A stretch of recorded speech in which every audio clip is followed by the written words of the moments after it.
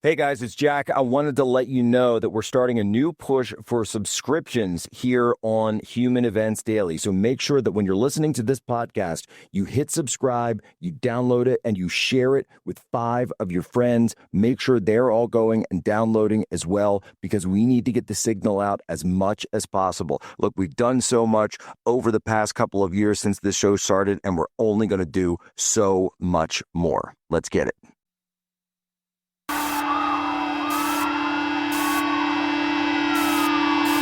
This is what happens when the fourth turning meets fifth generation warfare.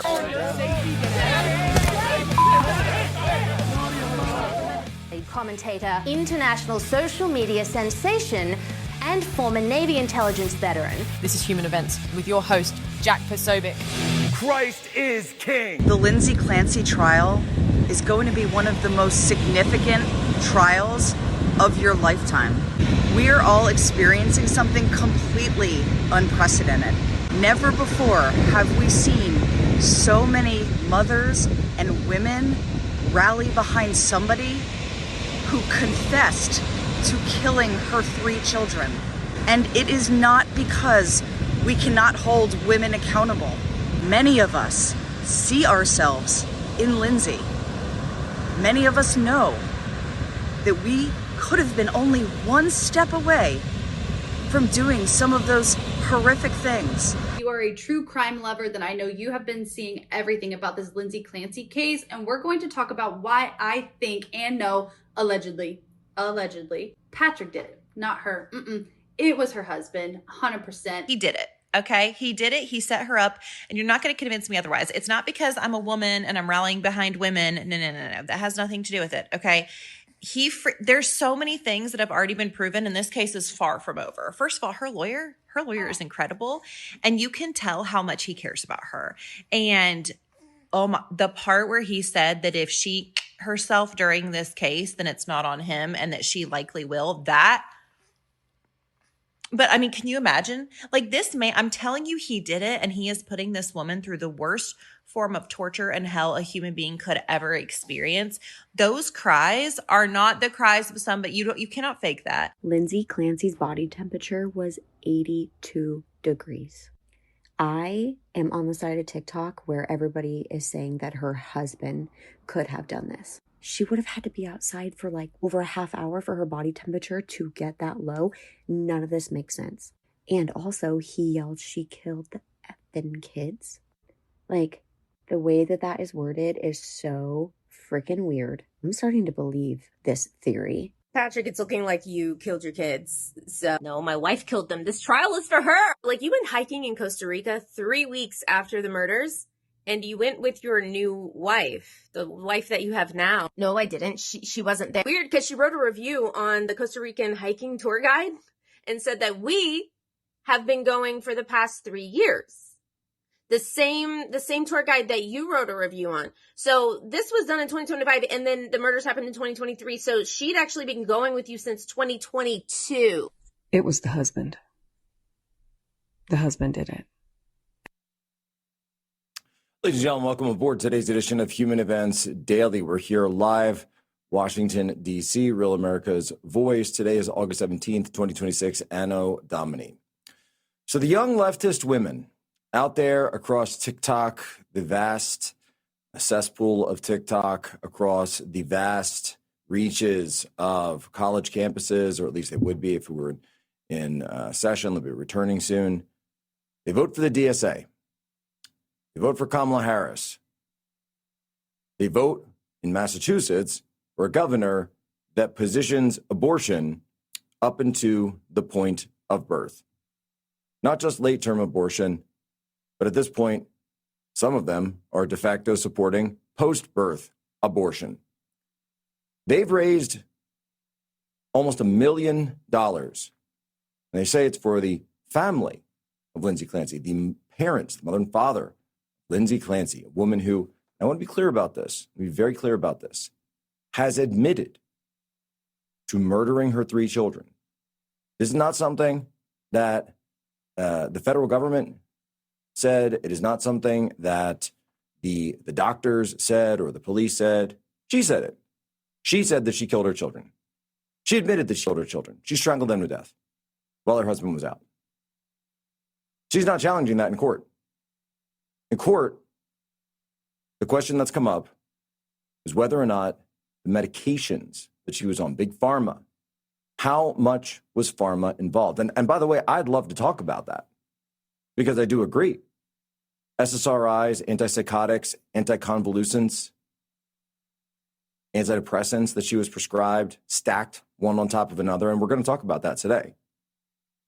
But online, we need to unpack what's really going on here because $1 million, just shy of $1 million, was raised for this woman and her family. And many of the comments say, I stand with you. I stand with you. Other comments saying that she's a feminist icon against the patriarchy. Against the patriarchy. What does this have to do with that? What is it about this new form of, I suppose we can call it fifth wave feminism, would lead people to understand, acknowledge what Lindsay Clancy did, but then support her? Or to go even further, because they've been so obsessed and overdosed with TikTok and the algorithm and the constant dopamine and cortisol spikes that it gives you, that they think, maybe she didn't do it. She admits she did it.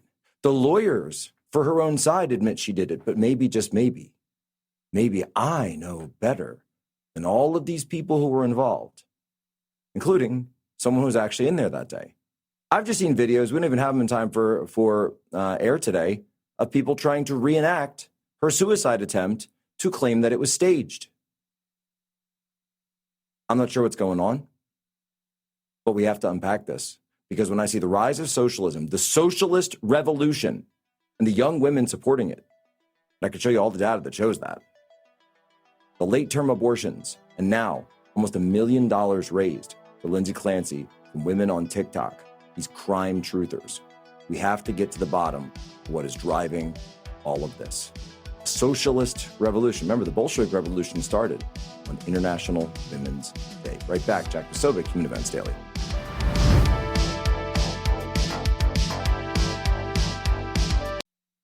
And Jack, where's Jack? Where's Jack? Where is he? Jack, I want to see you. Great job, Jack. Thank you. What a job you do.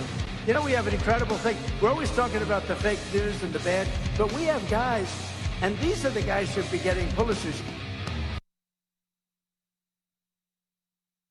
All right, we're back.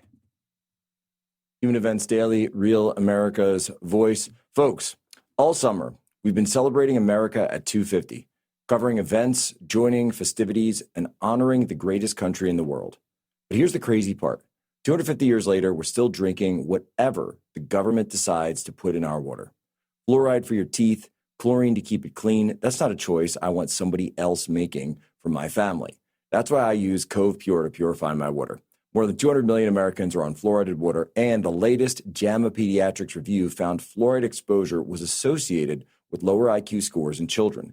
But the evidence is strongest in higher exposure studies. And chlorine? When it reacts with organic material in water, it can create disinfection byproducts like THMs, which regulators monitor because some are considered possible or probable carcinogens. Some states are moving on this, but that takes time, and your family is drinking this water today. Cove Pure says that the system removes a wide range of contaminants, including chlorine and microplastics, and its site says it's built to deliver cleaner, better-tasting water on demand. I love how easy Cove Pure is to use, how great the water tastes, and the peace of mind it gives me knowing I'm in control of what my family drinks. So don't wait for the government to catch up. Take back control of your water, and in honor of America's 250th, Cove Pure is giving my audience $250 off when you use my link, covepure.com/post. Remember, it's covepure.com/post. So what better way? If you got kids, they're getting ready to go back to school. Summer's getting ready to close out. I know. I don't mean to be that guy, but it's just true. You go with me, you go with Mike. What we do at the Poso family, our kids, our family, we call it super water. You fill their water bottles up every single morning. They got sports, you got football starting up, you got soccer starting up, whatever it is, make sure they are well hydrated with the super water. That's what we call it, from Cove Pure. All right, so folks, we're looking at this situation. And again, just under this GoFundMe, and I'll pull it up right now because I want to be accurate.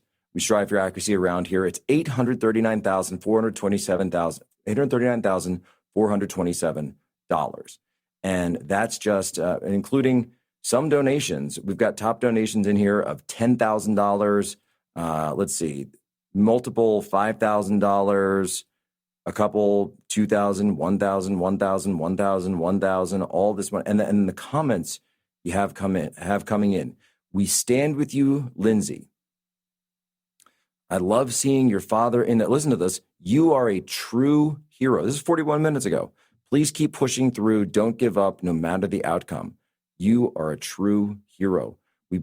This one in from Garland. We believe Lindsay. We stand by Lindsay. Women deserve better. Moms deserve better. May Lindsay find peace in her soul to continue through her days. Samantha, you poured your heart into your family and deserve to be cherished deeply and supported consistently. In return, we grieve with you because we see your heart. Women and mothers who give their all in return get dismissed, ignored, stretched to the limits, overlooked, abused, and taken for granted. There's no evidence of abuse at all in this case, by the way. This must end. This upside-down, broken world must change. May God soothe your heart, strengthen your parents, and unleash hell through your lawyer. Okay, by the way, I'm just looking at the top comments on here, by the way, folks, on the GoFundMe. So I did not expect to see this, but I'm seeing it. This one right here from Raylene says, sending love, Lindsay, standing with you from Qatar. Okay, that's a completely different country from the Middle East. I have no idea what's going on there. Here's one from the UK. I need to understand this because, look, in Human Events Daily, you know, we could be like all the other conservative media and just write these women off as crazy or write these leftists off as crazy. But that's not what we do around here. When we see crazy, we like to poke it with a stick because we want to understand exactly what's going on. I want to break down the actual pathology because we want to understand what is it that links all these things. The socialist revolution, fifth wave feminism, the rise of abortion. And by the way, if we know through medical technology, through medical breakthroughs, that a child later and later, or excuse me, I should say earlier and earlier in gestation period during pregnancy can survive through advanced NICU methods. Babies, preemies can survive. And we've all heard stories about this. And yet the abortion laws keep getting later. What is going on? So I wanted to bring on Dr. Chloe Carmichael here to try to make some sense of this, because remember, that's her job, not mine. Dr. Chloe, how are you? Hey, Jack, it's good to be with you. I'm sorry for the circumstances, but good to talk about it. I feel like we start every single interview like that. I'm afraid we probably do. Yeah. We pretty much do. And I had actually, to a little behind the scenes, we were actually talking about getting you on last week. It didn't work with the schedule. I wanted to talk about this story. I think it was Thursday because I could see it sort of bubbling up. Over the weekend, this GoFundMe was launched and boom, immediately almost $1 million. I think it caught a lot of people by surprise. But you were someone who was on this from the start. So Dr. Chloe, walk us through this. Why am I seeing comments that and money and dollars being raised in such a way where people are describing a woman like this as a hero? Because I remember, we can look back to cases like in Texas a couple of years ago, and even the 1990s, there was that woman who drove her kids into a lake, and while they were strapped into the car. And I don't remember hearing any outpouring of support for those women. So what is it about this case that makes it different? Yeah, that's a good question. There's a few key differences that have come up since then. So, of course, just in the last few years with the overturn of Roe v. Wade, thank God, we've seen it's been like a hornet's nest, right? That's been stirred up amongst a lot of women who fit Lindsay's demographic. Obviously, I don't know anything about her politics, but if we're talking about where she's from, which is New England, her industry, which is healthcare, and, you've posted about how she fits that awful demographic, at least, the affluent white female liberal, potentially. We don't know her politics, but I can see why she is stirring up a lot of support from the women of TikTok, the same women who likely were getting online to celebrate the assassination of Charlie Kirk, the same women who were probably also cheering as Massachusetts legalized abortion all the way through birth. So I don't think that these things are not connected. Well, and that's exactly right. And I don't even, I mean, look, the prosecution just rested in the actual trial, and I wish that we had time to actually talk about what happened here, because I do think that there's real questions about the medication and others, and we'll get to that in the next segment. But she doesn't seem to be contesting any of this. However, there's this massive outpouring online of women who are saying that she didn't do it. They're saying they're trying to find any discrepancy in the case, or they're, looking at shoes from two different cameras and saying, oh, the colors are off, so he must have changed. I mean, what is this? What is what is driving this this background? And so I agree with you that while we don't know her politics, I don't think that she did, had any political motive here. But it does seem to me that there's something driving these same forces in our society, and particularly with this demographic. Yeah, I mean, it's the demographic that seems to be, in their own words, standing with her, cheering her on, sending her money, sending her love. It does seem to be the same demographic that would be supporting, what they call abortion rights, or, as you said, having a higher statistical likelihood to be supporting the DSA.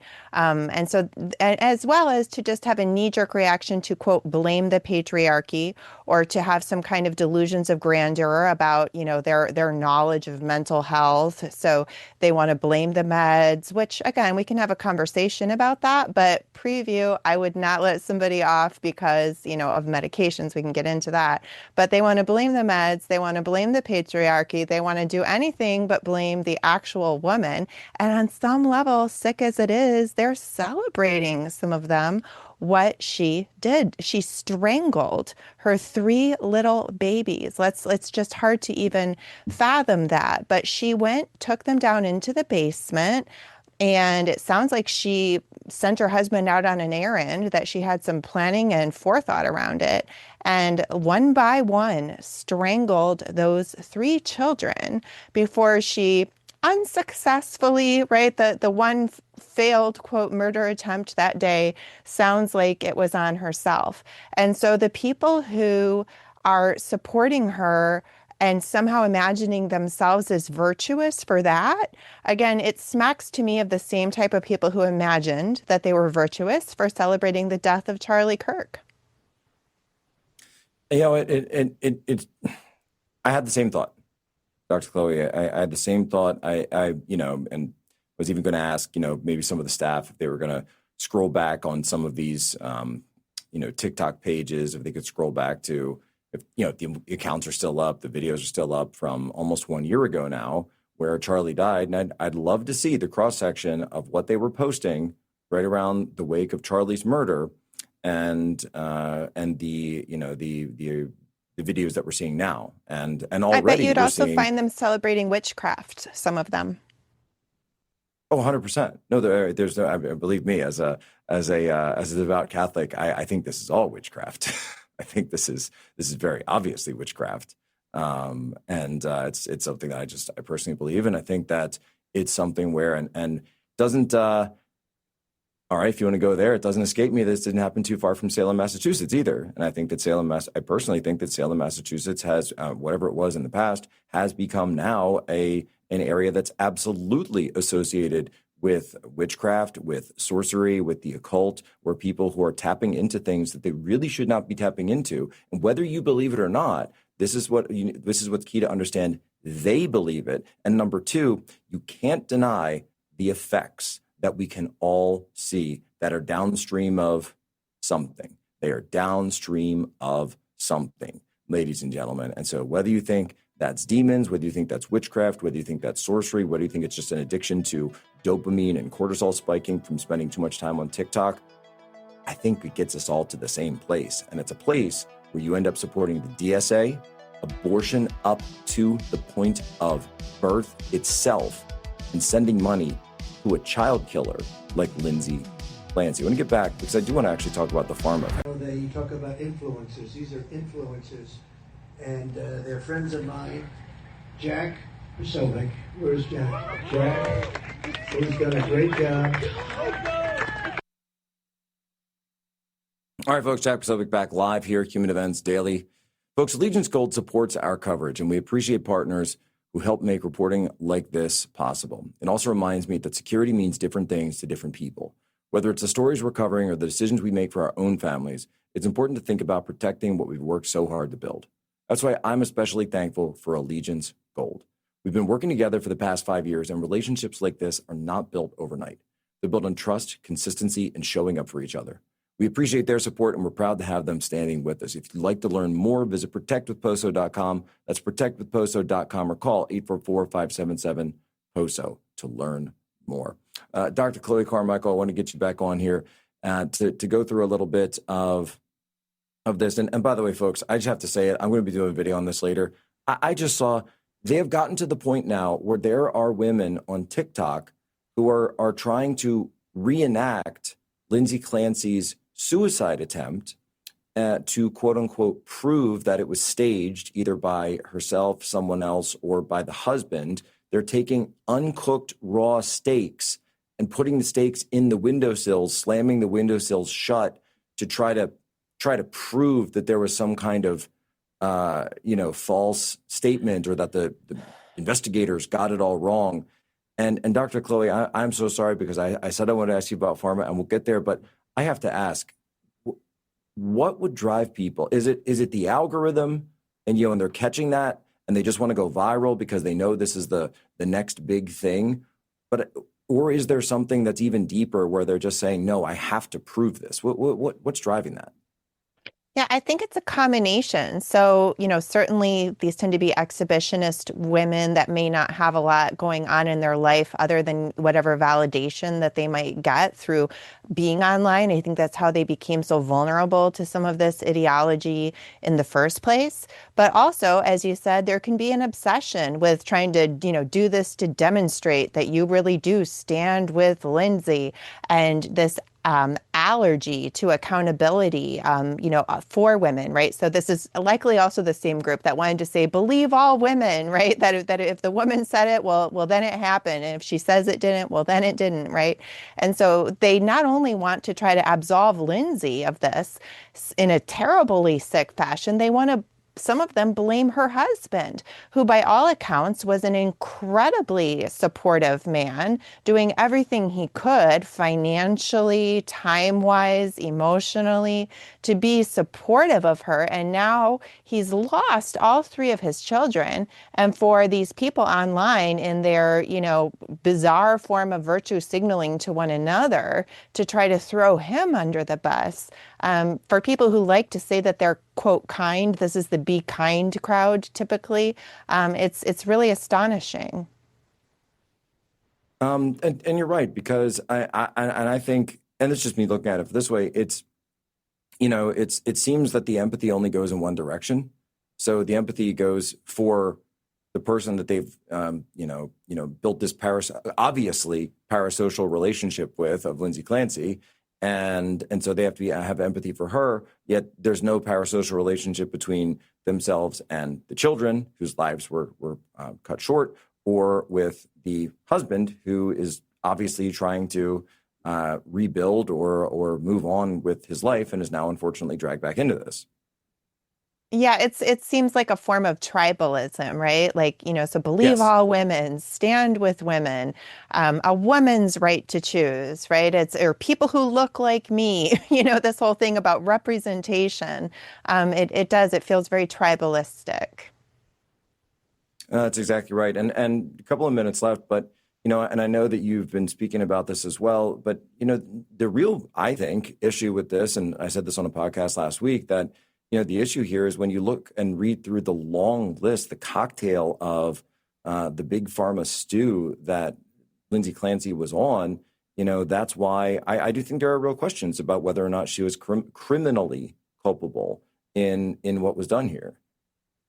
Yeah, I've been watching the trial pretty closely. And I mean, I've been extremely embarrassed, frankly, for my own profession by what I view, frankly, as it seems, in my personal and professional opinion, some of the things that have been said by those so-called professionals really smack of incompetence. However, there's a difference between a reason and an excuse, right? So even if she were medicated incorrectly, which also I think there's some questions about if she was taking her medication appropriately, but even if she were medicated incorrectly, that, in my opinion, would absolutely not, justify doing something like this. I just think it's important to remember as well that what she did was extremely personalized. It's not like she, or, allegedly, I should say, even though she's confessed, I think, but it's not like she took some medication and then was at the supermarket and had some random hallucination and reached out to the clerk in front of her to strangle that person.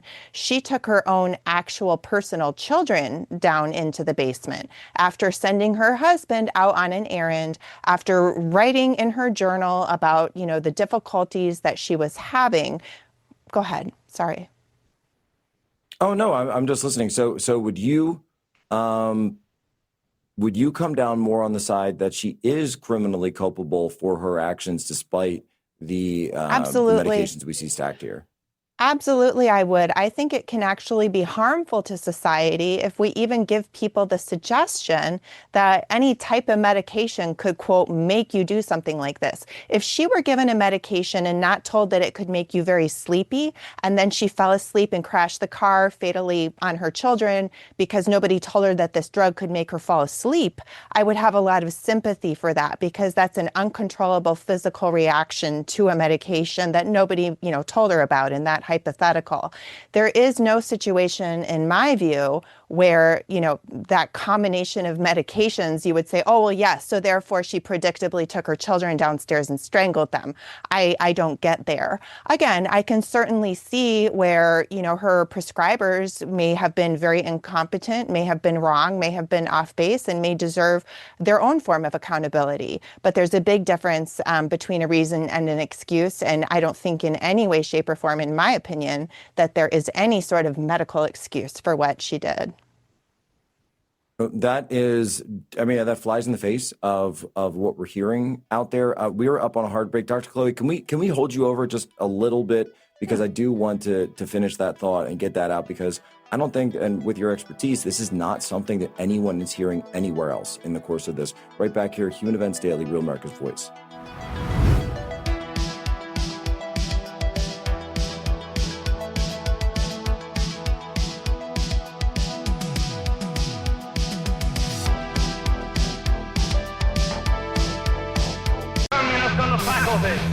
Of one university is one communist too many.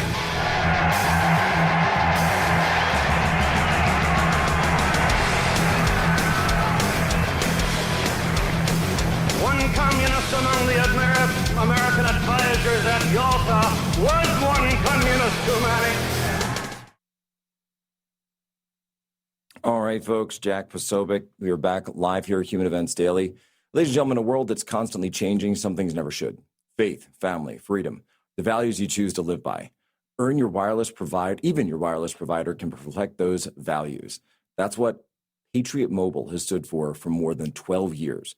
They serve Americans who want their dollars supporting the Christian conservative movement and organizations defending faith, family, and freedom. Making the switch is simple. Keep your number, keep your phone, or upgrade to a new device.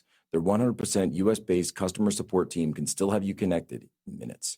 If you're still paying off your current phone, they can even help you with a contract buyout.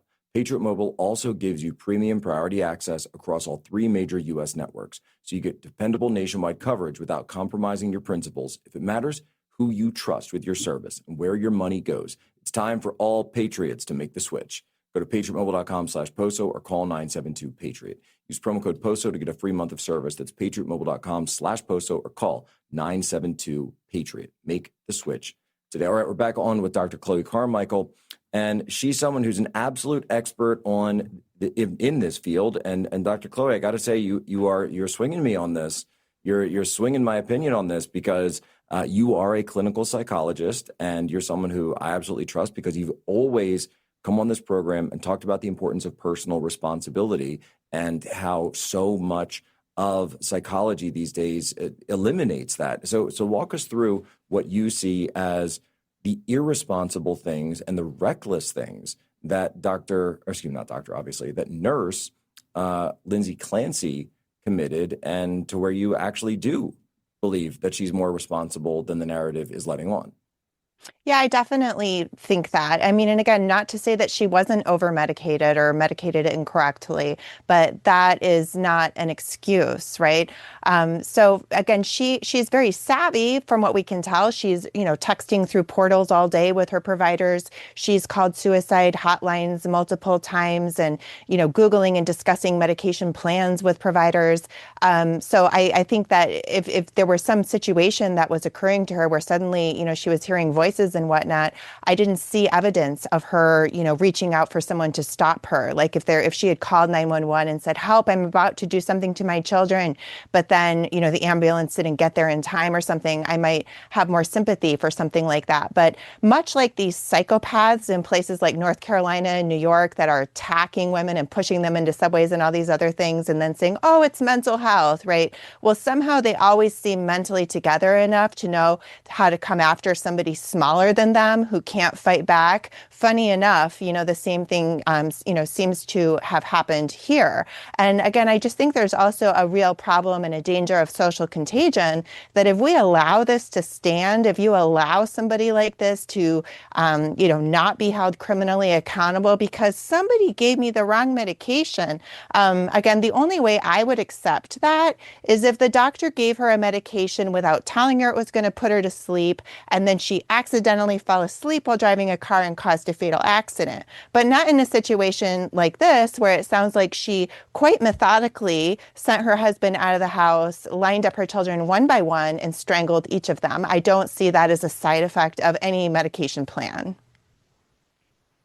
And so what would you, let's put it this way. Let's, in a hypothetical, you're talking to the jury, what would you tell them?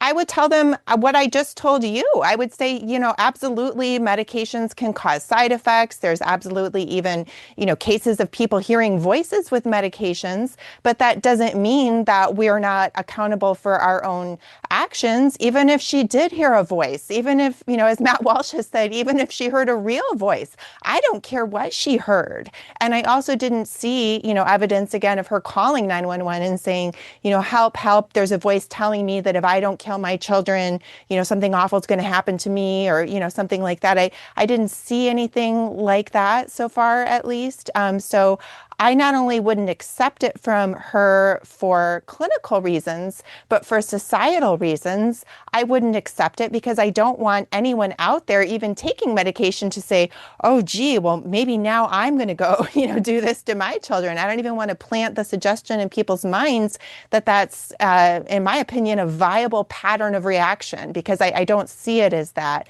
And again, I think it's a very specific thing that she did. It's not like she, took this medication and then, randomly attacked a supermarket checkout. She went after her own 3 tiny children who couldn't fight back, that she had been journaling about feelings of resentment and everything else. So I just think that to chalk this up to some medication side effect could be wrong for her, wrong for those children, wrong for her husband, and wrong for society, in my opinion.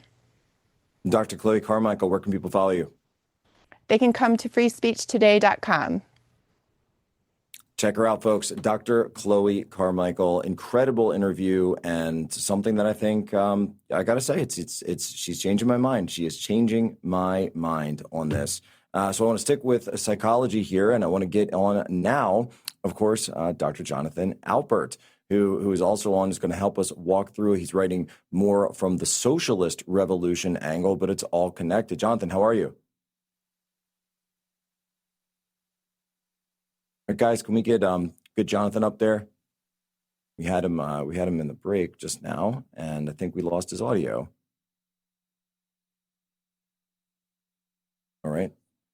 So we'll work on getting Jonathan up because this is key, folks. This is absolutely a key question to all of this, and the issue here facing all of us is: do we, as a society, hold people accountable to their actions despite the medication? And what Dr. Chloe just said about lack of calling 911, that if you feel that you are at such a breaking point, you could just call 911 and say, I'm worried that I might do something.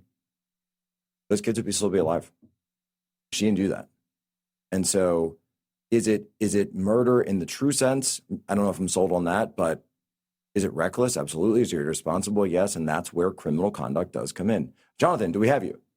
I think we're back, Jack. Sorry about that. Hey, there we go. So, Jonathan, I'd love to get you to weigh in on this question about the sort of the the criminal culpability here. Do you agree with Dr. Chloe? Disagree? I'd love to get your take. Yeah, no, I thought Dr. Chloe had great insight into this, and she's looking at this through the lens of a clinical psychologist. And in my view, I think you had mentioned socialism earlier. Obviously, socialism doesn't cause people to murder, but in this case, I think the parallel is that the transfer of agency from the individual onto a system is where I see the similarity. So we're not looking at the individual behavior of this person. Instead, we're looking and paying a lot of attention to the system, the healthcare system, even the institution of marriage as being a factor in this. So it's interesting when I look at socialism and the seduction of socialism. It's very appealing to people for that very reason. We don't have to look at individual responsibility, but instead we look at the system, whether it's the government, wealthy people, things that are beyond our control as being the cause of our misfortune in life. I think it's exactly right. I mean, it's well, and here's where they connect. And in a socialist revolution, you would see the same thing. It's all about putting responsibility somewhere else. It's all about saying that it is the external forces that bear responsibility for my life and for my decisions and for my choices. There's nothing that I can do to make my life better. And so whatever I then do, right, whatever action I then take is justified because of all of these other things, which is simply not true. It's all about personal responsibility. Yeah, I absolutely agree with you. And in the field of psychology, we have a concept known as locus of control. And that means to what extent do we feel as though we have control over our destiny or our fate or outcome? And that would be internal locus of control, or external locus of control is when we feel like we don't have control over that. And it's the system. And that's what we're talking about right now. We have others to blame for our fate or outcomes. So in my work as a therapist, the people who feel like they have control over outcomes, so more of an internal locus of control, they're much better off psychologically, and they end up having much healthier mindsets about things, whether it's their career, family, work-life balance. They seem to do much better and thrive psychologically. No, it's precisely right. And it does absolutely come down to that. We're up on a hard break, but I want to get you back on because this is a key discussion, because some of the things that we're going through here, it's one case, but it's bigger than that, because this is where you get the DSA, this is where you get fifth wave feminism, this is where you get extreme late term abortion, like they just announced up in Massachusetts. People say, oh, Poso, why are you connecting all the dots? Well, I'll tell you why, because the dots connect. Right back, Human Events Daily.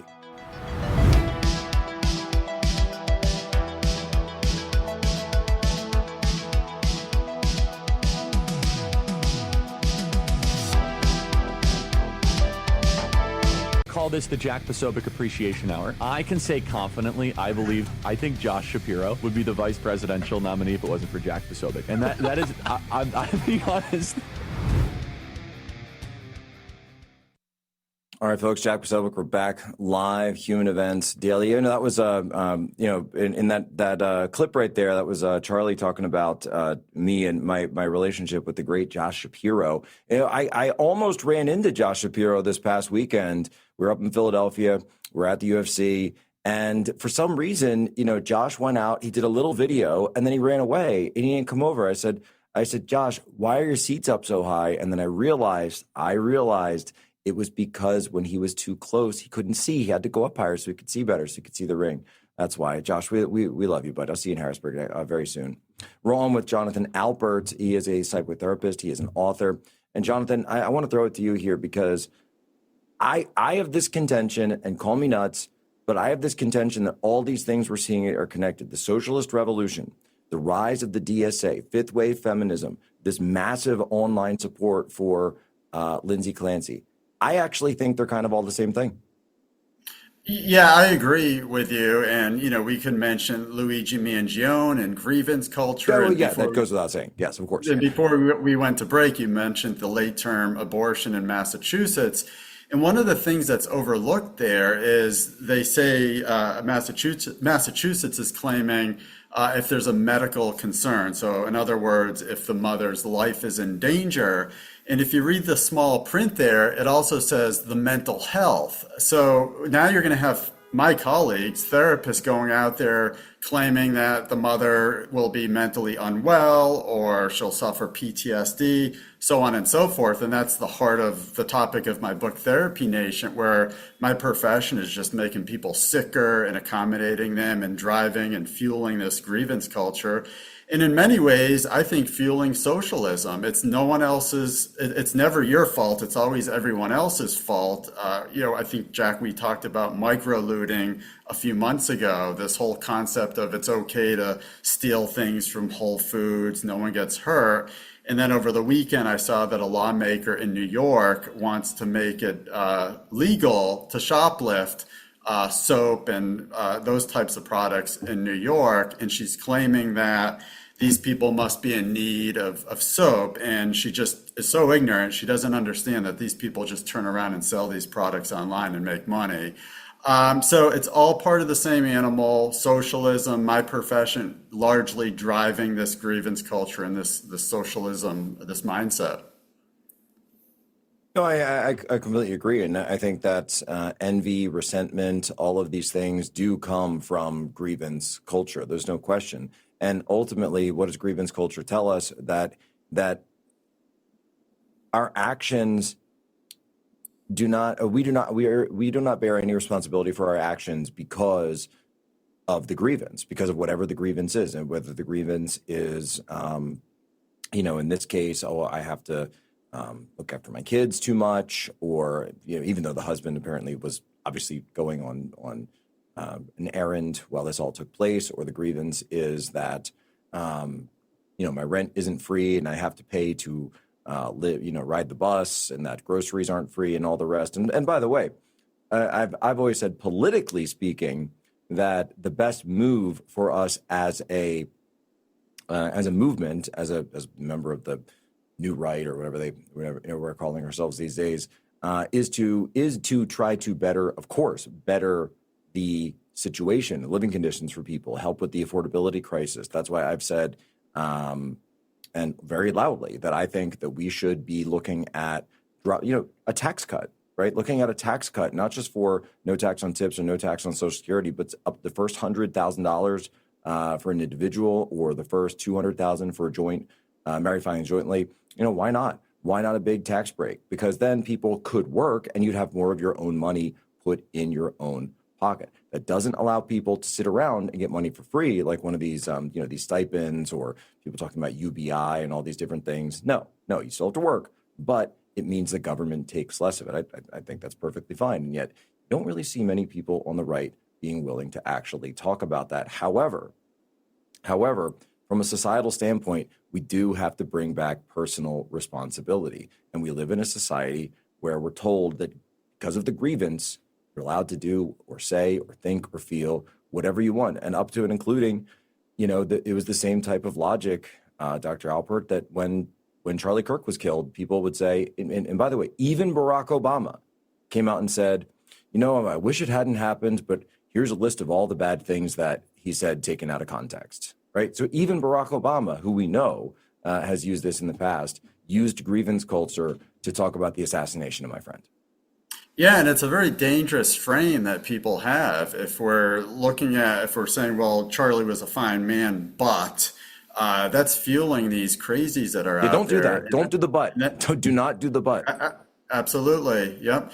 And if I'm working with a patient, I always like to bring it back to the work that I do. If I'm working with a patient, if I want him or her to get worse, I'll just tell that person, it's your boss's fault, it's your spouse's fault. it's your friend's fault. It's not your fault. You're perfect just the way you are. But if I want a patient to get better and thrive and get really strong and become a successful part of the community, I'm going to challenge him, and I'm going to have him really examine his own behavior in the role that he plays in this, so that he can gain some degree of agency and control and learn to grow and become a better, healthier person. Well, and the idea being there is that ultimately we can't change other people's behavior, but we can change our own. Is that right? That's what I always say. Focus on the things that are within your control, and our own behavior, our own mindset is usually what's within our control. We can't really control all the crazies that are out there. We can't always control the bad boss or the difficult workplace or the people around us, but we can certainly control how we think about those things. That's exactly right. And so much though today and you've talked about this, of course, in your book, Therapy Nation, that a lot of this bleeds out of therapy culture where I feel this way because my boss said this and therefore I'm going to do that in response. And it's a downward spiral. Yeah, and it starts in my profession. We have therapists that are labeling people and blaming everyone else, and then those patients go out and they talk to their friends and family, or if they're big on social media, they start spewing this nonsense and regurgitating this nonsense that they heard in their therapy sessions. And before you know it, their millions of followers are starting to believe this and start to think that they too have this pseudo mental health problem, or that it's everyone else's fault but their own. So we have a really, really difficult and challenging situation ahead of us if we're trying to tackle the social media machine and my very profession.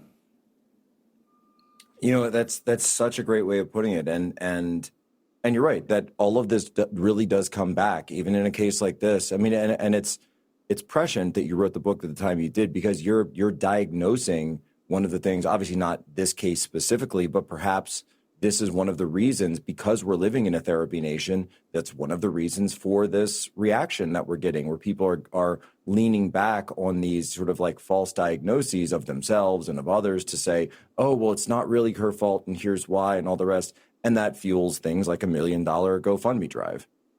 Yeah, no, I saw that. And, people are feeling sympathy for this woman accused of murdering her children, and they're not able to separate out the mental illness from the actual act. And the point of this is to focus on the crime that was committed. And you can feel sympathy for the person. I mean, she obviously is a very deeply troubled person, but look at these kids, these poor kids that are no longer with us, and that's where the focus should be. I couldn't agree more. Jonathan, tell people once again, where they can get the book. Sure. Yeah, my book is available on Amazon, Therapy Nation, and then at major booksellers across the nation. Check it out, folks. And if you're like me, you're scratching your head trying to figure out what is going on, why does it seem like the world's getting crazier, that is a great place to start. Therapy Nation, Jonathan Alpert. That's why we're seeing the socialist revolution, the rise of the left, late-term abortion, support for Maggioni, support for Lindsay Clancy, all of these things. It all connects. The dots all connect. Ladies and gentlemen, as always, you have my permission to lay ashore.